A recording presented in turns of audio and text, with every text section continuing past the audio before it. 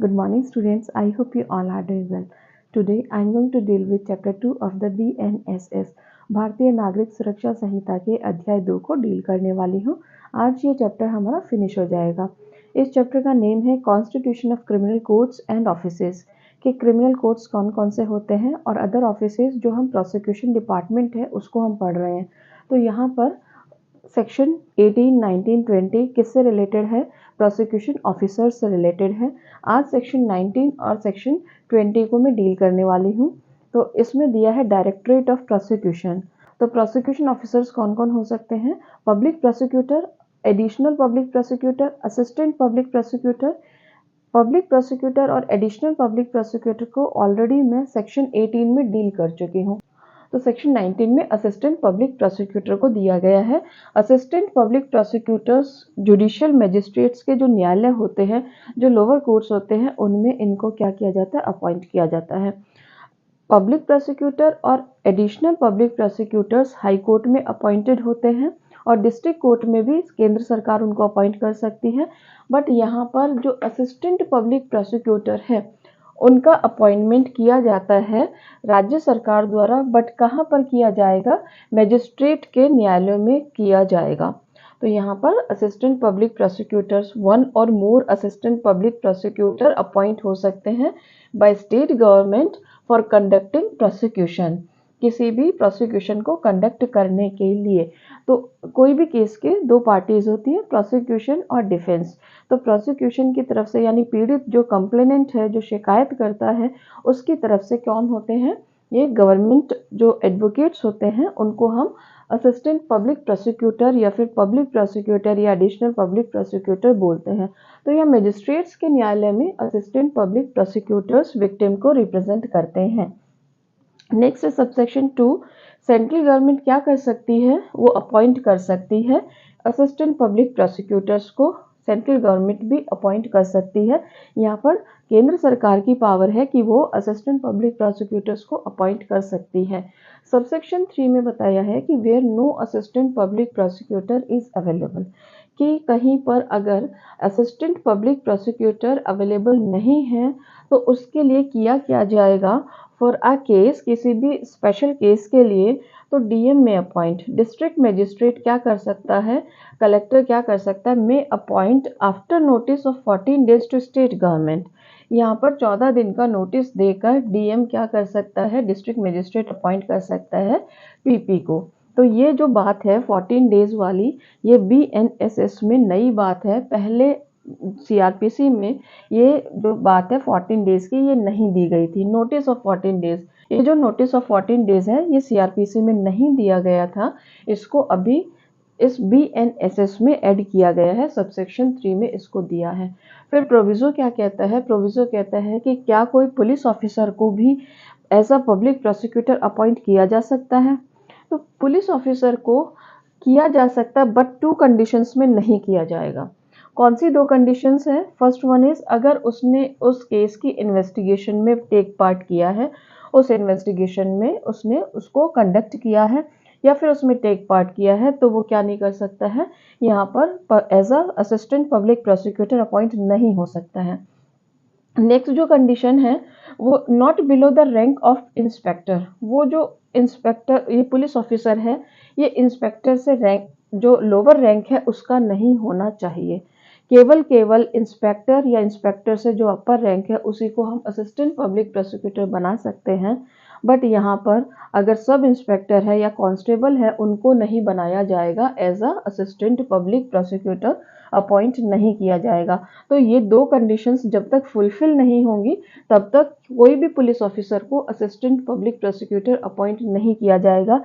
यहीं से क्वेश्चन बनकर आता है कि क्या कोई पुलिस ऑफिसर को भी असिस्टेंट पब्लिक प्रोसिक्यूटर नियुक्त किया जा सकता है, और अगर नहीं किया जा सकता है तो कौन सी 2 कंडीशंस हैं जिन्हें फुलफिल करना होगा? तो प्री का ये क्वेश्चन बन सकता है, आपको ऑप्शन ए देंगे और बी देंगे और सी ऑप्शन में आपको देंगे बोथ और डी ऑप्शन में नन ऑफ द अबव। तो आपको ये दोनों कंडीशंस फुलफिल होती हैं तो क्या हो सकता है? तो पुलिस ऑफिसर को as a assistant public prosecutor नियुक्त नहीं किया जाएगा। नेक्स्ट है सेक्शन 20। सेक्शन 20 क्या कहता है कि द स्टेट गवर्नमेंट में एस्टेब्लिश डायरेक्टरेट ऑफ प्रोसिक्यूशन, किसकी स्थापना की गई है? धारा 20 में डायरेक्टरेट ऑफ प्रोसिक्यूशन की स्थापना की गई है। तो यहाँ पर सेक्शन बेस्ड क्वेश्चन हो सकता है कि डायरेक्टरेट ऑफ प्रोसिक्यूशन कौन से सेक्शन में है? सेक्शन 20 में, और ये लास्ट सेक्शन है इस चैप्टर का। तो सेक्शन 20 कहता है द स्टेट गवर्नमेंट में एस्टेब्लिश डायरेक्टरेट ऑफ प्रोसिक्यूशन। इसके ए में दिया है कि डायरेक्टर ऑफ प्रोसिक्यूशन और डेप्यूटी डायरेक्टर ऑफ प्रोसिक्यूशन, कि इसमें एक जो सबसे हायर रैंक है वो डायरेक्टर ऑफ प्रोसिक्यूशन होगा, और उससे जो लोअर है वो डेप्यूटी डायरेक्टर ऑफ प्रोसिक्यूशन होगा किसी भी राज्य में, स्टेट में। नेक्स्ट जो है वो बी में दिया है कि डिस्ट्रिक्ट डायरेक्टर ऑफ प्रोसिक्यूशन और डेप्यूटी डायरेक्टर और असिस्टेंट डेप्यूटी डायरेक्टर, ये कहाँ पर होंगे? ये किसी भी जिले में होंगे, डिस्ट्रिक्ट में होंगे। District director of prosecution, deputy director of prosecution और assistant deputy director of prosecution, ये किसी भी जिले में होंगे। तो यहाँ ए में दिया है कि किसी भी राज्य में, और बी में दिया है किसी भी जिले में, ये उनकी पोस्ट होंगी। नेक्स्ट है सबसेक्शन 2, इनकी एलिजिबिलिटी क्या होगी? जो हमने यहाँ पर डायरेक्टर ऑफ प्रोसिक्यूशन देखा है या डिस्ट्रिक्ट डायरेक्टर ऑफ प्रोसिक्यूशन जो है, उनकी क्या एलिजिबिलिटी होगी वो यहाँ पर दी गई है। तो एलिजिबिलिटी होगी डायरेक्टरेट ऑफ प्रोसिक्यूशन और डेप्यूटी डायरेक्टरेट ऑफ प्रोसिक्यूशन की जो एलिजिबिलिटी होगी वो क्या एक्सपीरियंस होगा? As an advocate not less than 15 years, 15 साल से की उसको क्या होना चाहिए? एक्सपीरियंस होना चाहिए, उससे कम नहीं। नेक्स्ट कौन सी कंडीशन है? इज और हैज बीन अ सेशन जज, वो सेशन जज यानी कि सत्र न्यायालय में क्या रह चुका हो? एज अ जज वर्क कर चुका हो, या फिर वो सेशन जज है। इज और हैज बीन यानी कि या तो वो है या फिर वो एज अ सेशन जज रह चुका है, तो हम क्या बना सकते हैं? डायरेक्टर ऑफ प्रोसिक्यूशन या फिर deputy director of prosecution. Next जो एलिजिबिलिटी है वो असिस्टेंट की है, कि असिस्टेंट डायरेक्टर ऑफ प्रोसिक्यूशन की क्या एक्सपीरियंस होना चाहिए? नॉट लेस देन 7 ईयर्स, 7 साल से कम उसका एक्सपीरियंस नहीं होना चाहिए, और has been a magistrate of first class, और वो जुडिशियल मजिस्ट्रेट फर्स्ट क्लास के तौर पे रह चुका हो, काम कर चुका हो, तो उसको भी हम क्या बना सकते हैं? असिस्टेंट डायरेक्टर ऑफ प्रोसिक्यूशन बनाया जा सकता है। नेक्स्ट सबसेक्शन 3 कि डायरेक्टर ऑफ प्रोसिक्यूशन जो होता है वो हेड होता है, वो इसको क्या करेगा? सबसे अपर रैंक किसकी है? डायरेक्टर ऑफ प्रोसिक्यूशन की, वो हेड होता है under the home department. This is important, कौन से डिपार्टमेंट के अंडर में वो वर्क करता है? तो वो home department of the state, राज्य के जो होम डिपार्टमेंट है उसमें क्या करता है? वो उसके कंट्रोल में रहेगा। तो यहाँ से भी क्वेश्चन बन के आ सकता है। नेक्स्ट है कि इनका सबऑर्डिनेशन, सबसेक्शन 4 में इनका सबऑर्डिनेशन है कि ये कि कौन किसके अधीनस्थ होगा। कि सबसे ऊपर जो हेड है वो डायरेक्टर ऑफ प्रोसिक्यूशन होगा, उसके बाद डेप्यूटी डायरेक्टर ऑफ प्रोसिक्यूशन, और उसके बाद असिस्टेंट डायरेक्टर ऑफ प्रोसिक्यूशन। तो इनकी जो रैंक है वो सबसे अपर रैंक जो है हेड इनका कौन होगा? Director of prosecution. उससे नीचे कौन होगा? डेप्यूटी डायरेक्टर ऑफ प्रोसिक्यूशन, और उससे नीचे जो होगा वो असिस्टेंट डायरेक्टर ऑफ प्रोसिक्यूशन।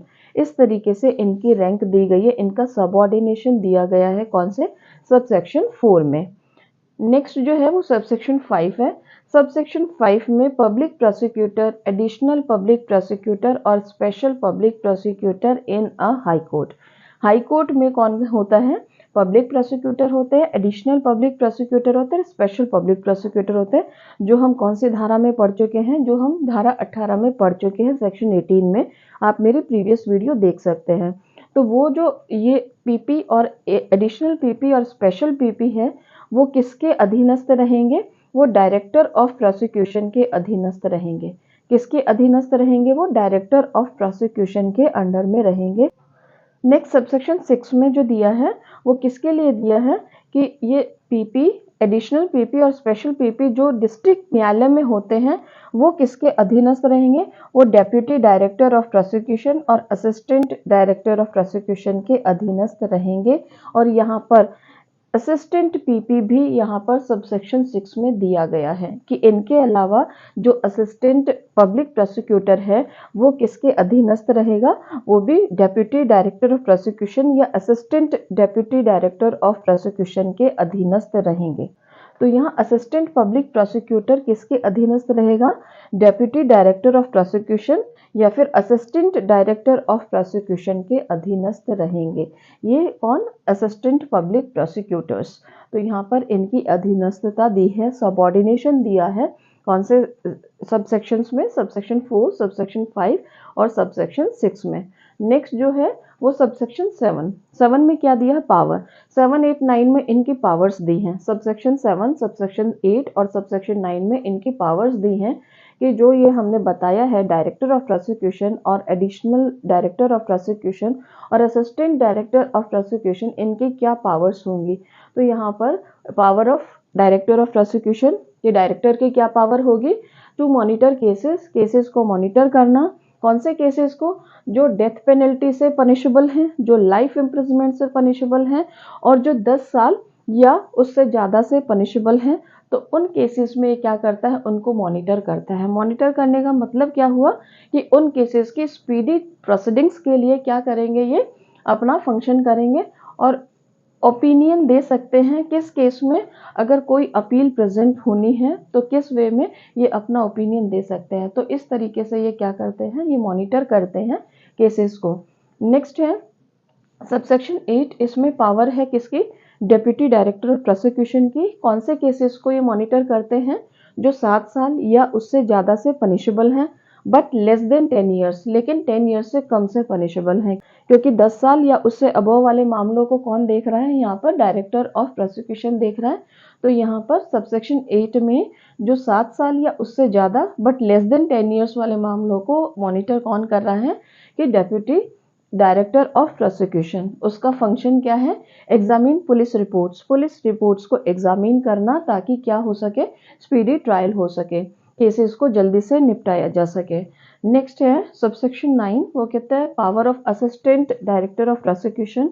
वो कौन से केसेस को मॉनिटर करेगा, जो केसेस बच गए हैं, जो 7 साल से लेस पनिशेबल हैं, उनको मॉनिटर कौन करेगा, डेप्यूटी डायरेक्टर ऑफ प्रोसिक्यूशन उनको मॉनिटर करेगा। नेक्स्ट है सबसेक्शन 10, इसमें इनको क्या बनाया गया है, रिस्पॉन्सिबल बनाया गया है। जो आपका डायरेक्टर ऑफ प्रोसिक्यूशन है और एडिशनल डायरेक्टर ऑफ प्रोसिक्यूशन है, असिस्टेंट डायरेक्टर ऑफ प्रोसिक्यूशन है, उनको क्या बनाया गया है, उनको रिस्पॉन्सिबल बनाया गया है for all proceedings for expeditious disposal under this Sanhita. इस संहिता में जो भी केसेस हैं उनकी एक्सपीडिशियस डिस्पोजल के लिए या प्रोसीडिंग्स के लिए अगर डिले होता है या कुछ भी, जो भी केसेस में जो प्रोसीजरल पार्ट है तो उसको ये मॉनिटर कर रहे हैं, तो उनके लिए इनको रिस्पॉन्सिबल बनाया गया है। नेक्स्ट सबसेक्शन 11, इसमें बताया है कि अदर पावर्स एंड फंक्शंस, कि इनके जो अदर पावर्स और फंक्शन होंगे उनको कौन बताएगा, कौन डिफाइन करेगा। तो इन्होंने कहा राज्य सरकार यदि इनको कोई और पावर्स देती है by publishing in official gazette, तो उसमें भी क्या किया जाएगा, उन फंक्शंस को भी वो करेंगे सबसेक्शन 11 में। नेक्स्ट है सबसेक्शन 12, कहते हैं not applicable to advocate general. ये जो आपका धारा है ये किस पर लागू नहीं होगी, एडवोकेट जनरल जब कौन सा फंक्शन कर रहा हो, एज अ पीपी।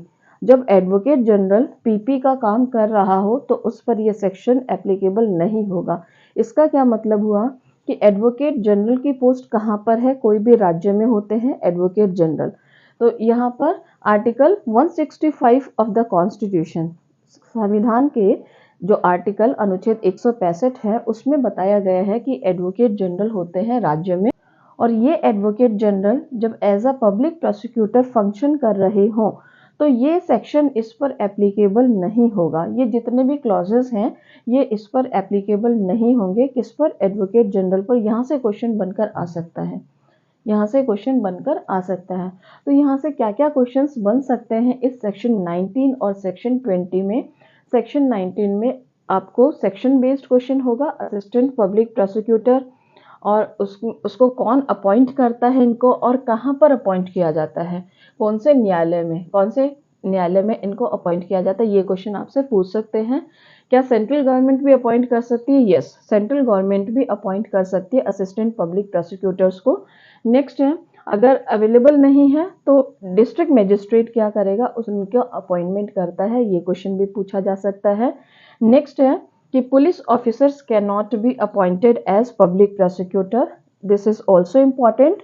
नेक्स्ट है, state government director of prosecution का विभाग जो है उसको क्या कर सकती है, उसको एस्टेब्लिश कर सकती है, स्थापित कर सकती है। नेक्स्ट जो है इसमें इनकी जो भी एक्सपीरियंस है वो पूछा जा सकता है। इनका जो भी एलिजिबिलिटी है, डायरेक्टर ऑफ प्रोसिक्यूशन का, डेप्यूटी डायरेक्टर ऑफ प्रोसिक्यूशन का, असिस्टेंट डायरेक्टर ऑफ प्रोसिक्यूशन का, इनका एक्सपीरियंस पूछा जा सकता है। यहाँ से क्वेश्चन आ सकता है और यहाँ से क्वेश्चन जरूर आएगा। नेक्स्ट है इनका जो सबऑर्डिनेशन है तो वो भी आपसे पूछा जा सकता है, कौन किसके अधीनस्थ है, तो सबसेक्शन 4, 5, 6। और इनके जो पावर और फंक्शंस हैं तो यहाँ से क्वेश्चन बन के आ सकते हैं कि कौन से केसेस को मॉनिटर करते हैं, ये क्वेश्चन यहाँ से बन के आ सकता है इन सभी में। नेक्स्ट जो क्वेश्चन बन के आ सकता है वो सबसेक्शन 12 से बनकर आ सकता है कि जो एडवोकेट जनरल है तो जब वो पीपी का फंक्शन करता है तो क्या ये सेक्शन एप्लीकेबल नहीं होगा, तो यहाँ से भी क्वेश्चन आ सकता है सबसेक्शन 3 से कि राज्य का जो होम डिपार्टमेंट है उसके अंडर में डायरेक्टर ऑफ प्रोसिक्यूशन जो है वो फंक्शन करता है, वर्क करता है। तो ये सब क्वेश्चंस बन सकते हैं। तो students, I hope you understood these sections very well. Now I am going to end the session. Thank you students, bye.